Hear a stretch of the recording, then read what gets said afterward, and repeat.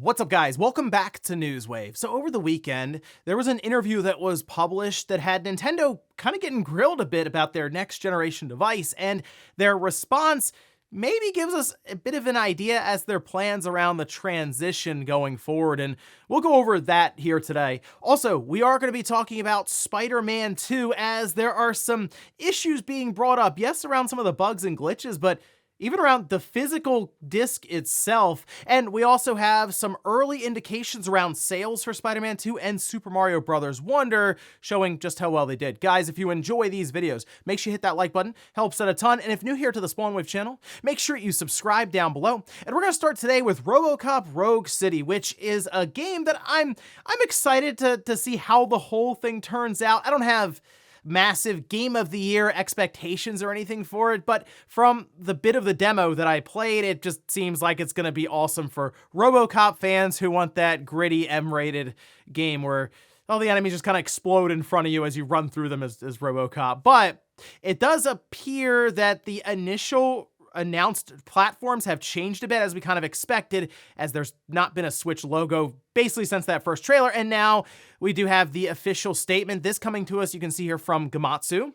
Now, they managed to get the statement from the publisher Nakon, and they say, at this moment, we don't have any plans for a Nintendo Switch release. And that is unfortunate, although again, as I played it a bit on PC, there was this stuttering issue that apparently they ironed out. All that really tells me is they're just still trying to work out like the standard version of the game. They probably would need another studio or just another group within the studio working on it to port it to the Switch. And we've seen some rough ports, we'll say, from third parties to the platform. So just seems to be an unfortunate case for now, but the fact that they at least showed that they had interest in getting it there means that maybe by the time they're ready to do it, it could end up on Nintendo's next platform. But we're 10 days out from RoboCop, so it's going to be a lot of fun. By the way, the next 10 days, we already have a lot of stuff going on. We still have Alan Wake 2 coming up, as well as Star Ocean. RoboCop 2023 is just not slowing down. Also, speaking of Spider-Man 2 that just came out last week, it does appear that maybe Insomniac has plans for an even bigger title, a Spider-Man 3. Well, this was discussed on Friends Per Second, a podcast, and we can see the quotation here. They say, if Spider-Man 1 and Miles Morales were like our Iron Man and Spider-Man 2 was like a civil war, where logically do we go from there? I think it would be pretty epic, but we'll see. Now, this is from Senior Creative Director Brian Intihar, and I do wonder if Insomniac is falling into this spot where they are basically going to be the Marvel studio for Sony, as they've even hinted at the idea of a spin-off Venom game. So, okay, there's a Spider-Man 3, there's a Venom title, and then there's also Wolverine. It could possibly be even more than that. So I mean, it's fun to see Insomniac tackle these different projects, but also I wouldn't mind seeing them do some other things, even a new intellectual property, just to see what they can come up with, like with 100% creative freedom, because as you know, when you deal with Disney and Marvel, you're certainly within a certain lane with constraints all around you. But I mean, hey, another Spider-Man game after what I'm seeing with Spider-Man 2, yeah, I'd be up for that. Oh, and with Alan Wake 2 out at the end of this week, we do have some system requirements to look over for PC, and yeah, you're gonna need a pretty good PC to play this game even relatively well. You can see the chart here, and certainly got a lot of people talking, caught some eyeballs when you see things like the medium recommended at 1080p is an RTX 3070, let alone going up into ray tracing medium and RTX 470. And these are all, by the way, running on things like DLSS performance mode, which again will kind of degrade the quality a bit to get it within a certain frame rate, which they say up to 60 FPS there. If you want to drop into the 30s, yeah, 3060. Yeah, Alan Wake 2 is going to be stressing some systems. Kind of reminds me of Todd Howard when he says, hey, you might just need to upgrade your PC for Starfield.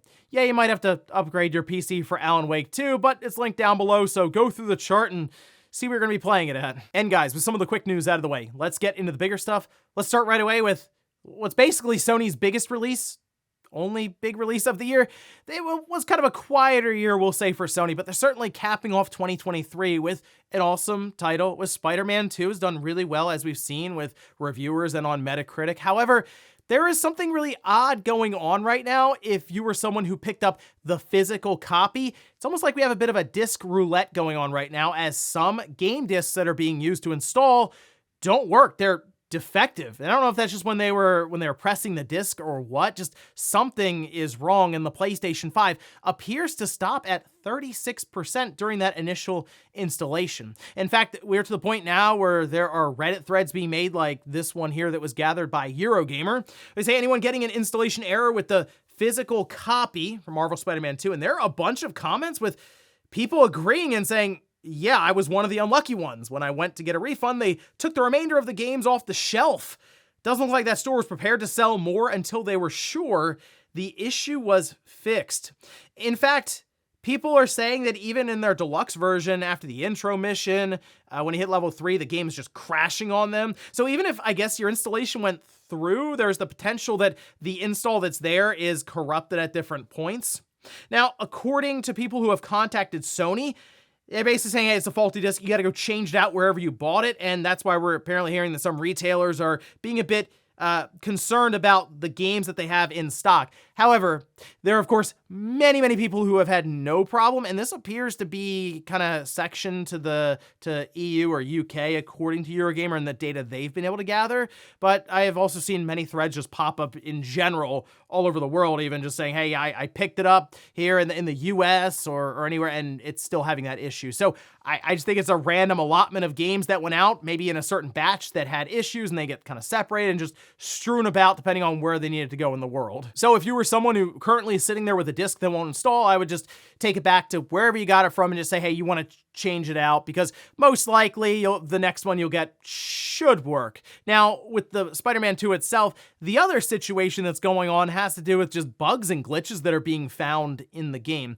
I did an entire video just going over some of my impressions on the game about 10 hours in, and I do talk about different glitches and some bugs that I noticed, but none of them were as big as some of the ones that I see getting passed around currently. Like, for example, here is a person we can see on Twitter that's showcasing them turning into a cube.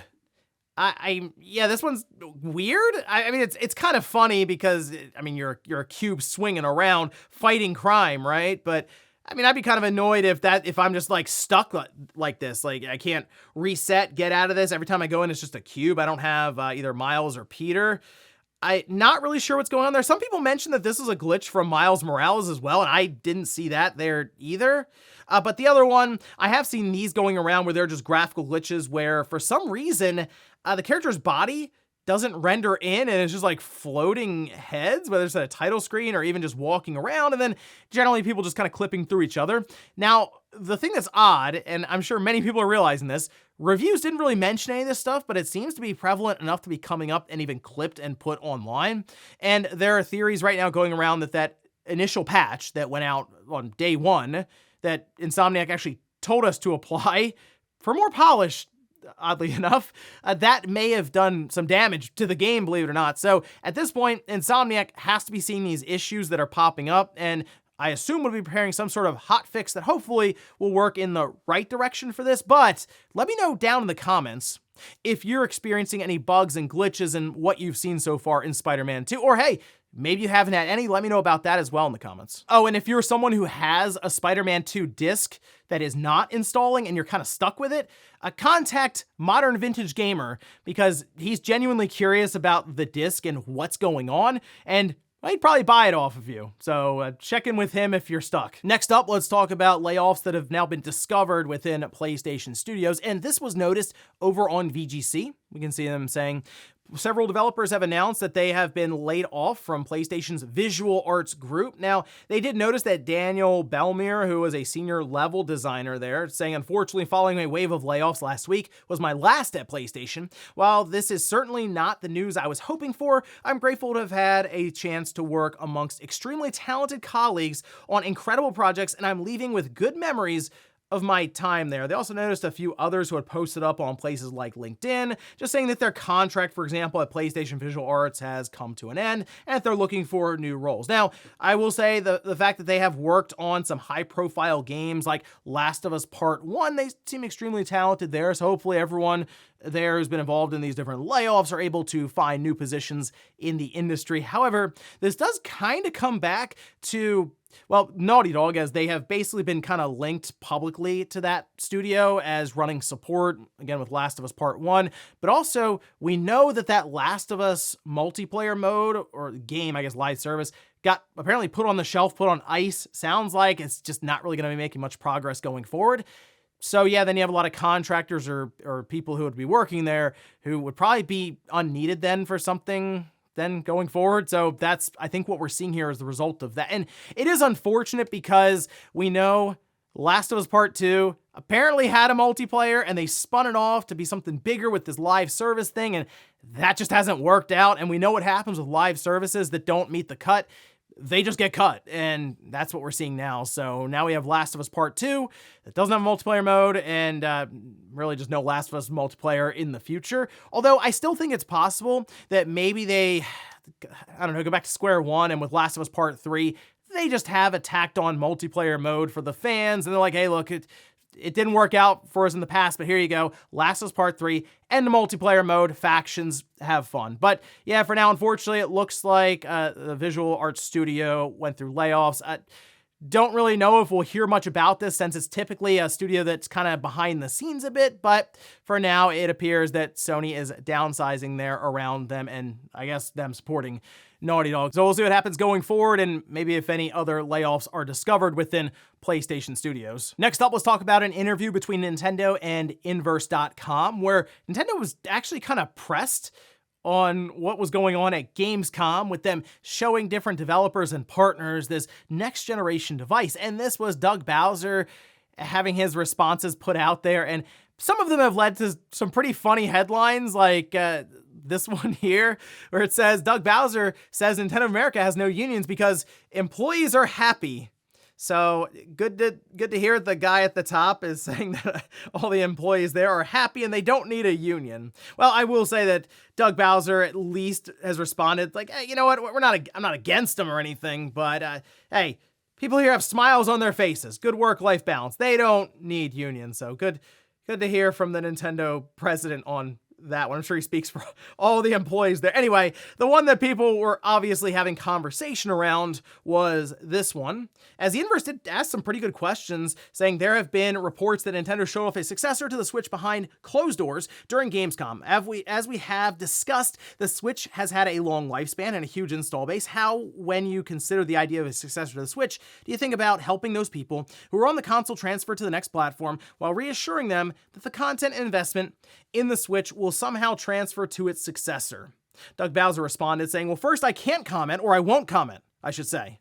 Won't do it on the rumors that are out there. But one thing that we've done with the Switch to help that communication and transition is the formation of the Nintendo account. In the past, every device we transitioned to had a whole new account system. Creating the Nintendo account will allow us to communicate with our players if and when we make a transition to a new platform to help ease that process or transition. Our goal is to minimize the dip you typically see in the last year of one cycle and the beginning of another. I can't speak to the possible features of a new platform, but the Nintendo account is a strong basis for having that communication as we make the transition. Now, there were several other questions and answers that he gave throughout this interview, and I did a whole video to close out last week, but a lot of people were really interested in this question specifically because that Nintendo account was brought up very prominently, and it did appear that he was kind of hinting at the idea of backwards compatibility with your current Nintendo account, as in all those digital purchases you've made will follow you forward to the next, we assume, hybrid system that will probably play most of your Switch games. Like, it doesn't need to play Labo games if the device won't fit in any of the Labo contraptions anyway. Probably not. So there's gonna be, so many games that won't work, but I would assume 98% of games will at least function in some way, with some standouts probably having boosted resolution or frame rates and anything there. Or if it's just an unlocked frame rate, we'll probably just take advantage of the additional hardware. At least that's what I'm expecting. you really can't count Nintendo out. They do some weird stuff. But if you want to minimize the transition in the final year, that means that you're basically going to take your Switch, remove it, and then drop a new system in, and you sign in with your account, and it'll be like you still have your old Switch with all of your purchases, but, technically a new device there. And that's something we've gotten used to now in the digital age. Going from the PS4 to the PS5 or the Xbox Series to the Xbox One was a very seamless transition. Very, very easy to do. So I would hope Nintendo took note of that and how important building these digital libraries are that follow you through generations, and don't mess it up with the next system. So at this time, I'm assuming it'll be a straightforward process, but I'm not counting out Nintendoing it up. And in our last bit of news, let's talk about Spider-Man 2 and Super Mario Bros. Wonder when it comes to its opening sales over the weekend. And the first numbers we're getting, or at least placements, would be in the UK. And we can see this over on Twitter from Christopher Dring, who says Spider-Man 2 is comfortably #1 in the UK physical charts this week. It's the 4th highest or biggest UK boxed launch of the year, behind Zelda, EA Sports FC, and Hogwarts Legacy. Physical launch sales are 20% lower than what God of War Ragnarok managed last year. Digital data still to come, and based on what we know with the digital to physical splits, it's probably going to come in, I would say, maybe you double up the physical sales that we see there in the UK minimum. Now, we're still waiting for comparisons to Spider-Man from the PS4, as Christopher Dring mentioned that he had to delete his previous follow-up tweet because the physical launch sales of Spider-Man 2 is significantly down on Spider-Man 1, but because the digital acceleration since 2018 has happened, it's really hard to say until the data is in for those downloads. Now, on the flip side, with Super Mario Bros. Wonder, it did come in at #2 in the UK again for physical charts. It's the 5th biggest box launch of 2023. Sales are about 62% lower than Zelda's launch, but 2D Mario games tend to be longer-term sellers. Launch is significantly bigger than what New Super Mario Bros. U Deluxe did, and I would really hope so, because obviously that was just a port of a very basic feeling 2D Mario game from the Wii U, where Super Mario Bros. Wonder is just significantly better, I feel like, than what we had with U Deluxe at this point. But yeah, Mario Bros. Wonder doing well in the UK. However, that is still Sony territory, so not shocking that Spider-Man 2 would technically outsell it there for its opening weekend. I'll be more curious in the US and worldwide, because I do think Super Mario Bros. Wonder is going to turn in a big number globally. Spider-Man 2 will also, but I think it's going to be somewhat hampered by the PlayStation 5's current install size versus what the Switch has now. But, I mean, either way, both games appear to be doing really, really well out of the gate. And in fact, I probably expect announcements from both Sony and Nintendo some point this week with official numbers in the first 3 or 4 days of sales. And before we go to the comment of the day, we're taking a look at the poll that I posted up yesterday, where I ask, are you picking up the Metal Gear Solid Master Collection? Okay, 11% say yes, I'm getting the collection right away. 40% say yes later, maybe if I find a good sale, and then just 49% say no, I'm not interested. That's not bad, considering the collection, I don't want to say feels phoned in, but I think a lot of people are disappointed hearing about the resolution, the frame rate on the Switch, the fact that basically nothing comes on the cartridge for the Switch. But still, it's Metal Gear Solid. It's a storied franchise that I'm sure many younger gamers now have never experienced. You can also buy them title by title on the different stores, so keep that in mind. If maybe you just want to go back through Metal Gear Solid 3, you can buy that separately and on its own as opposed to buying the entire collection. I might check it out on the PS5 physically, because to my understanding, everything comes on the disc minus a few digital graphical novels that you download as extras. And I would like to get it on the Switch physically, but it's barely there with a couple gigabytes on the cartridge. But yeah, I would like to go back and revisit some of these games. It's been a little while since I've played Metal Gear Solid 2 specifically, so maybe I'll check that one out first. And we'll finish up with the comment of the day, as you're seeing here. This is from Blade, who says, I love the idea of the bracket for Game of the Year. It'd be cool to see what people think should win. And I did see some people mention, it would be a 2-game race. It'd be Baldur's Gate versus Zelda. They would end up meeting in the middle, and we'd see who gets the most votes then. But I think the biggest or at least the most interesting part, would actually be the upsets along the way and kind of the journey even to get there, if that's how it did indeed turn out. Because there's gonna be 32 games, say, in there. There's gonna be a full round of 32, a round of 16, a round of 8, 4, and and then we get to the finals. I feel like you could have some fun matchups in there. Like, what if Mario Wonder matched up with Zelda? I mean, who knows what could happen there? Or what if Dead Space matched up with Resident Evil 4? Lies of P matches up with Armored Core. I feel like there could be some fun upsets along the way, and every time a round ends, we would schedule a live stream, go over some of the results from that round, and then maybe make some pitches as to the different matchups and contenders for who we would like to win, and then we leave it to the viewers. I think there's a lot of fun that can be had there, and it would probably span like the end of November all the way through December till we get to the end of the year and crown the official Game of the Year. There's only one problem. We don't really know what to call it. So I guess leave some suggestions down below in the comments for the name of like a March Madness December Game of the Year bracket setup, because I do think there's a lot of fun to be had there. And ladies and gentlemen, that's gonna do it here for Newswave. If you enjoyed this video, guys, hit that like button. If not, hit the dislike. Leave comments down below about everything we talked about here today. We're Spider-Man 2. What are your thoughts on it so far? Are you running into any bugs or glitches, or have that issue with the physical disc for installation? And then also, what about Nintendo and Doug Bowser really honing in on that Nintendo account system? Do you think it's gonna pull all of our purchases forward? And if it doesn't, would that be a big deal breaker for you going into the next generation with Nintendo? Thanks guys for watching, and I'll see you next time.